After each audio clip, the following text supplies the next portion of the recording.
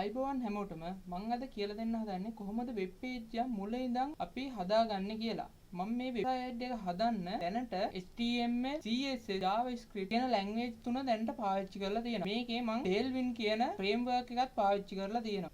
දැන් අපි යමු කොහොමද මේක හදන්නේ කියලා බලන්න. මේකේ මම මුලදිම doctype html කියන එක පාවිච්චි කරලා තියෙනවා. මේකෙන් කියන්නේ version 5 html කියලා. මේක අපි පාවිච්චි කරන්නේ අපේ වෙබ්සයිට් එක load වෙද්දී සමහර අවස්ථාවල ඒක load නොවෙන්න පුළුවන්. ඒක වළක්වා ගන්න තමයි මේ html version 5 එක පාවිච්චි කරන්නේ. ඊළඟට බලා ගන්න පුළුවන් අපි මෙතන head එකක් දාලා තියෙනවා. ඊට පස්සේ මම මෙතන ඉසිල්ලම head tag එකක් start කරලා තියෙනවා. මෙතන meta tag දෙකක් දාලා තියෙනවා. ඒ වගේම title එක දාලා තියෙනවා. ඊළඟට CSS ෆයිල් එක ලින්ක් කරගෙන තියෙනවා. ඊට පස්සේ මම ලින්ක් එකක් දාලා තියෙනවා. මේකෙන් කරන්නේ මෙතන උඩ අයිකන් එකක් තියෙනවා පොඩි. ඒක පේන්නේ නැහැ මේ වෙලාවේ මම මේ කළු පාට අයිකන් එකක් දාලා තියෙන හින්දා.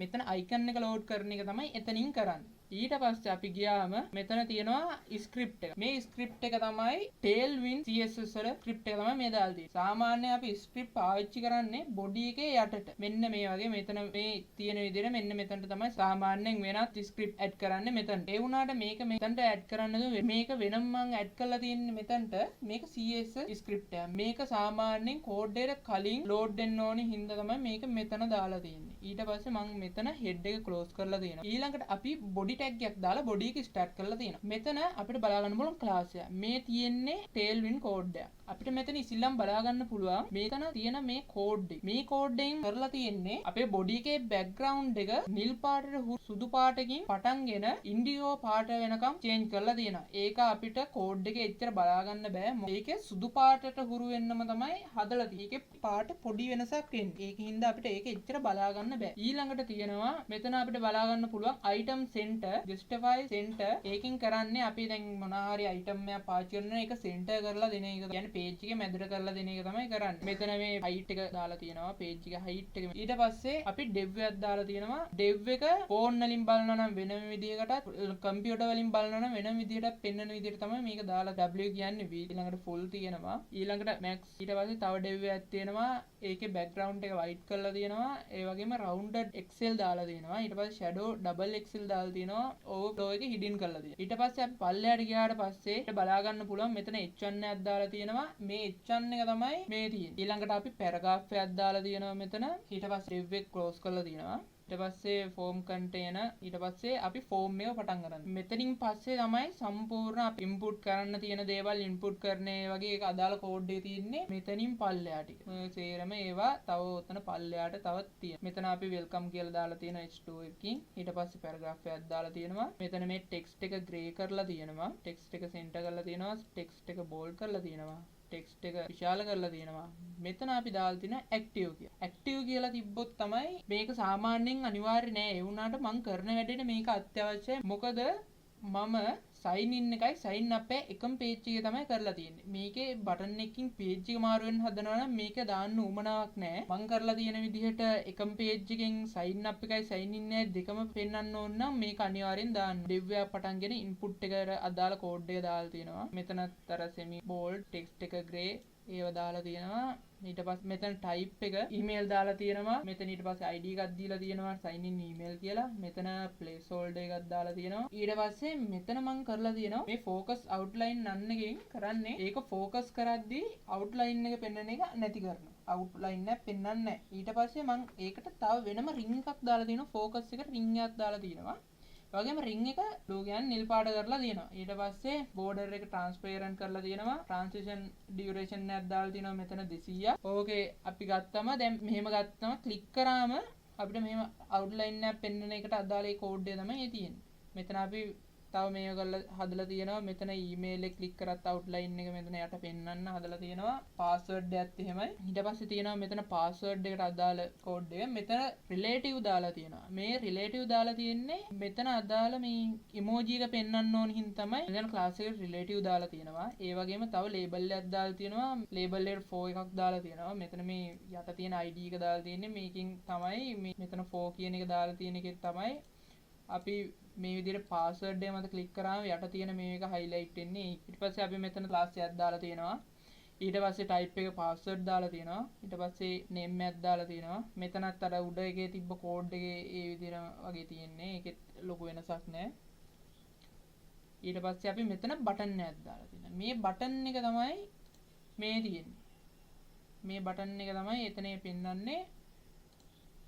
මෙතන අපිට ක්ලාස් එක දාලා තියෙනවා type එක බටන්.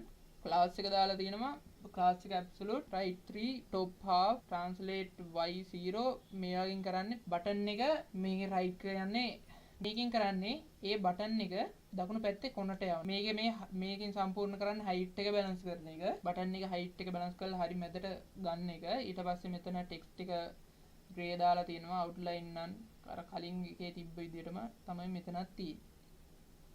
මේ functions ගැන මම ආපහු පස්සේ විස්තර කරනවා. මේක මේ function එකක් දාලා තින්නේ. මෙතන මම remember and forget password එක හදාගෙන ගිහින් තියෙනවා. මෙතන class එකක් දාලා items enter කරලා තියෙනවා කලින් විදිහටම. ඊට පස්සේ මේකේ type එක check box. එහෙම දාලා තියෙන්නේ අපිට මේක check කරන්න උවමනාවක් තියෙන තමයි මේක දාලා තියෙන්නේ. මෙතන input කරන්න කිසිම උවමනාවක් නැහැ.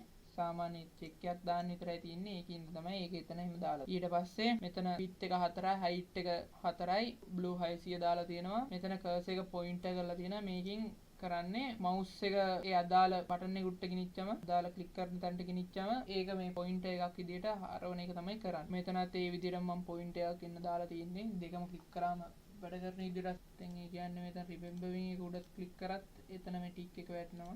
ඊට පස්සේ මෙතන sign in button එක. මෙතන ඊට පස්සේ forget password එක තියෙනවා. මම මේකේ තාම forget password හදලා නැහැ. මේකේ database පැත්ත තාම පූර්ණම තාම හදලා නැහැ.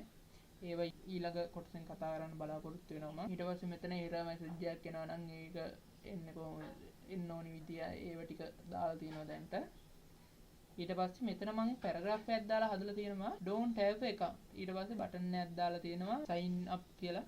බටන් එකක් දාලා තියෙනවා. ඒ කියන්නේ මෙන්න මේක sign up බටන් එක. මෙතන account එකක් නැත්තම් මෙතනට ගිහලා ඒක ඔබන්න පුළුවන්. මෙතන ඊට පස්සේ sign in බටන් එක හදලා තියෙනවා. මේකේ බටන් එක තාම වැඩ කරන්නේ නැහැ. මේකෙත් අර කලින් විදිහටම transition duration දාලා තියෙනවා. hover. මෙතන අපිට අලුතෙන් බලන්න පුළුවන් hover. hover කියන්නේ mouse එක ඒ බටන් එක උඩින් ගෙනියද්දි දැන් මෙතන බටන් එකට මේක දාලා තියෙන්නේ. ඒකින්ද බටන් එක උඩින් ගෙනියද්දි වෙන්න ඕනි දේවල් ටික තමයි දාලා තියෙන්නේ. මෙතන මේකින් කියන්නේ blue පාටින් indigo පාටට හරවන්න. එතකොට මේ indigo පාට ටිකක් තද නිල් පාටක් තියෙන්නේ සාමාන්‍ය නිල් පාටට වඩා. මෙතන බැලුවම පේනවා ඒක පොඩ්ඩක් නිල් පාට වෙනස් වෙනවා. මම mouse එක උඩින් ගෙනියන්නේ. ඊට පස්සේ මෙතන තියෙනවා transition duration කලින් කිව්ව එක විදිහටම තමයි ඒකේ transition duration එකෙන් වෙන්නේ පොඩි ක්ෂණික වැඩේ වෙන්න තුන් මිලිස් තප්පර 300ක් පරක් වෙලා තමයි වැඩේ වෙන්නේ. අපි දැන් ඒක උඩ මේක කරාම ඒකේ පාට එහෙම වෙනස් වෙන්නේ. මිලිසෙකන්ඩ් 300කට පස්සේ ඊට පස්සේ hover scale එක තියෙනවා. ඊට පස්සේ margin top එක තියෙනවා. cursor pointer එක තියෙනවා. මෙතන තියෙනවා අපේ sign up form. මෙතන මම මේකේ hidden දාලා තියෙන්නේ මොකද මේක hidden වෙන්න ඕනේ. එකක් එකපාර පෙන්නුවොත් බටන් එකකින් change කරන්න බෑනේ හිටමෙන්ට. ඒකින්ද hidden දාලා තියෙන්නේ. මේක පෙන්වන්නේ නැහැ. මේක පෙන්නනවා මේක පෙන්වන්නේ නැහැ. දැන් හරිද මෙතනින් ගිහිල්ලා බැලුවම මෙතන sign up බටන් එක තියෙනවා. sign up බටන් එක ඔප්පු ගමන් අපි sign up page එකට යනවා. එතකොට sign in page එකේ sign in part එක hide වෙනවා. sign up part එක show වෙනවා. කියන්නේ sign in part එක hidden වෙනවා. ඊට පස්සේ sign up part එක active වෙනවා. එතකොට sign up part එක මෙතන පෙන්නනවා. ඒක බලා ගන්න පුළුවන්. දැන් ඊළඟට තියෙන්නේ sign up part එක ගැන කතා කරලා. දැන් අපිට බලා ගන්න පුළුවන් sign in part එකේ තිබ්බ විදිහටම මෙතන h2 එකක් දාලා තියෙනවා. ඊට පස්සේ paragraph එකක් දාලා තියෙනවා. ඊට පස්සේ form එකක් පටන්ගෙන space y4 මේකෙන් කියන්නේ horizontal space එකක් තියලා තියෙනවා. මේක සාමාන්‍යයෙන් y4 කියන්නේ frame එකයි. එහෙම නැත්නම් pixel 16. ඊට පස්සේ input එකක් දාලා තියෙනවා. ඒකත් type එක hidden කරලා තියෙන්නේ. ඊට පස්සේ අපේ first name එක add කරලා තියෙනවා මම මෙතනට. මම first name එක add කරන්න input එකක් හදාගෙන තියෙනවා. මෙතන අර කලින් ඒ වගේ input දාපු විදිහටම එකම විදිහට හදලා තියෙන්නේ. ඒක වෙනසක් කරන්න දෙයක් නැහැ. මෙතන ID එක වෙනස් කරලා තියෙනවා. මෙතන placeholder එක වෙනස් කරලා තියෙනවා. අනිත් සේරම එකම විදිහට හදලා තියෙන්නේ. මෙතන span එකක් දාලා error එකක් ආවොත් error එක පෙන්වන්න span එකක් දාලා තියෙනවා. ඒකත් hidden කරලා තියෙනවා. ඊට පස්සේ මෙතන කලින් විදිහටම last name එක හදලා තියෙනවා. මෙතනත් ID එක වෙනස් කරලා තියෙනවා L name විදිහට. ඊට පස්සේ බණ්ඩාර කියලා placeholder එක දාලා තියෙනවා. ඒ අරින් එහෙම ලොකු වෙනසක් නැහැ. ඊට පස්සේ user name එක තියෙනවා මේ විදිහටම හදලා. ඊට පස්සේ email එක තියෙනවා මේ විදිහටම කලින්ගේ email එක හදපු විදිහටම තියෙන්නේ. ඊට පස්සේ පාස්වර්ඩ් එක දාලා දෙනවා සුපුරුදු විදිහට. කලින් එකේ විදිහටමයි පාස්වර්ඩ් එක තියෙන්නේ. ඒකෙත් ලොකු වෙනසක් එහෙම නැහැ. ඒකේ ලොකු වෙනසක් නැහැ. වෙනසකට ඒකේ ලොකු වෙනසක් නැහැ. වෙනසකට දාලා තියෙන්නේ මෙතන ඒරියා ලේබල් කීපයක් දාලා තියෙනවා. ඒරියා ලේබල් එකක් දාලා තියෙනවා. වෙනසකට කියලා තියෙන්නේ මෙතන ඒරියා ලේබල් එකක් දාලා තියෙනවා. ඊට පස්සේ ඒරියා ප්‍රෙස්ට් එකක් දාලා තිනවා. ඊට පස්සේ මෙතන පැරග්‍රාෆ් එකක් දාලා තිනවා මිනිමම් 8 characters කියලා. ඒක තමයි මේ මෙතන ඔයාලට බලා ගන්න පුළුවන්. මෙතන මිනිමම් 8 characters කියලා තියෙනවා. ඒක තමයි ඒ දාලා තියෙන්නේ. ඊට පස්සේ confirm password සාමාන්‍ය password එකක් confirm කරන්න කියලා එහෙම දාලා තියෙනවා. මේවට අදාළ database පැත්ත මේ PHP පැත්තේ ඒව තාම ඒව ඊළඟ එකේ කතා කරන්න බලාපොරොත්තු වෙනවා මම. මෙතන ඊට පස්සේ බටන් එක දාලා තියෙනවා. ඊට පස්සේ count type එක තියෙනවා මෙතනත් මෙතනත් label එකේ class එක තියෙනවා කලින් විදිහටම. මෙතන grid එකක් දාලා තියෙනවා. ඒ වගේම මෙතන 4 එක දාලා තියෙනවා count times වල. එහෙම මෙතන input එකක් දාලා තියෙනවා. මේ input එකේ type එක radio. type එක radio කියන්නේ මෙන්න මේවා සාමාන්‍ය කියන්නේ radio කියලා. ඊට පස්සේ මම ස්පෑන් එකක් මෙතන දාලා තියෙනවා. ස්පෑන් එකේ ස්කිල්ස් වල සාමාන්‍ය මේක වන් අර ස්කිල් සෙල් කරන්නයි ස්කිල් බයි කරන්නයි. ඒ කියන්නේ සාමාන්‍ය වෙබ් ඩිසයින් වලට වැඩ වෙබ් ඩිසයිනර්ලට මම මේක සාමාන්‍ය වෙබ් ඩිසයිනර් වලට ප්‍රොජෙක්ට් එකක් හොයාගන්න සහ සාමාන්‍ය මොනවා හරි ප්‍රොජෙක්ට් එකක් කරගන්න ඉන්න කෙනෙක්ට සොෆ්ට්වෙයාර් ඉංජිනේර කෙනෙක් හොයාගන්න වගේ වැඩවලට තමයි මේක පාවිච්චි කරන්න බලාපොරොත්තු වෙන්නේ මම. ඊට පස්සේ මෙතන term and conditions ඒ වගේ අර චෙක් බුක්ස් එකක් තියෙනවා. ඒ කියන්නේ මේක terms and condition වල චෙක් බුක් එකක් දාලා තියෙනවා. ඊට පස්සේ මෙතන පෑන් එකක් ඇතුලේ ටෙක්ස්ට් එකක් දාලා තියෙනවා. ඊට පස්සේ මෙතන මේ කරලා තියෙන්නේ ටෙක්ස්ට් එක වෙනම අර කැපිලා පේන්න ප්ලූ කරලා තියෙනවා. ඒ වගේම මවුස් එක පොඩ්ඩක් උඩින් යද්දි පාට පොඩ්ඩක් තද වෙන්න තද නිල් පාටකට වෙන්න කෝඩ් එක මවුස් එක උඩින් අරන් යද්දි පාට තද නිල් පාටක් වෙන්න විදිහට තමයි මෙතන ආයි කෝඩ් එක දාලා තියෙන්නේ හදලා තියෙන්නේ. ඊට පස්සේ මෙතන sign up button එක තියෙනවා. sign up button එක ඒක මම create account කියලා දැන්ට හදලා තියෙන්නේ. මේකේ ට්‍රිප් පැත්තෙන් කිසිම දෙයක් කරලා ඊළඟට මම හදලා තියෙනවා මෙතන ඊට පස්සේ ෆෝම් එක ක්ලෝස් කරලා තියෙනවා. ඊට පස්සේ ඊළඟට මම පැරග්‍රාෆ් එකක් දාලා තියෙනවා. පැරග්‍රාෆ් එක ඇතුලේ already have account කියලා ටෙක්ස්ට් එකක් දාලා තියෙනවා. ඊට පස්සේ බටන් එකක් දාලා තියෙනවා. බටන් එක ඇතුලේ sign in කියලා දාලා තියෙනවා. මෙතනත් ෆන්ක්ෂන් එකක් කෝල් කරලා තියෙනවා. ඊට පස්සේ අපිට තව ටිකක් පල්ලෙහාට ගියාට පස්සේ බලා ගන්න පුළුවන් අපිට මෙතන footer එක හදලා තියෙනවා. footer එකේ එහෙම ලොකු කිසිම දෙයක් නැහැ. මෙතන copyright symbol එක දාලා තියෙනවා. ඊට පස්සේ මේ ටෙක්ස්ට් එක දාලා තියෙනවා. ඊට පස්සේ privacy and policy දාලා තියෙනවා. ඒවත් අර පාට වෙන්න හදලා තියෙන්නේ. හව වෙද්දි පාට පොඩ්ඩක් තද වෙන්න ඒ විදිහට හදලා තියෙන්නේ.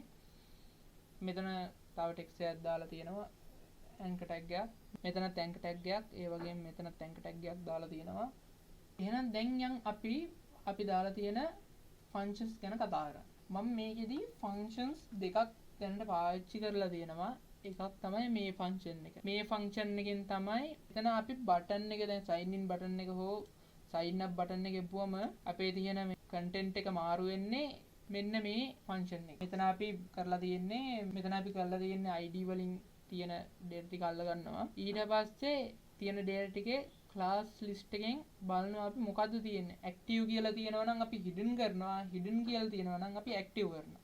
මෙතනත් ඒ විදිහම sign up form එකේ data ටික අල්ල ගන්නවා. මේ තියෙන මේ data ටික අල්ල ගන්න විදිය.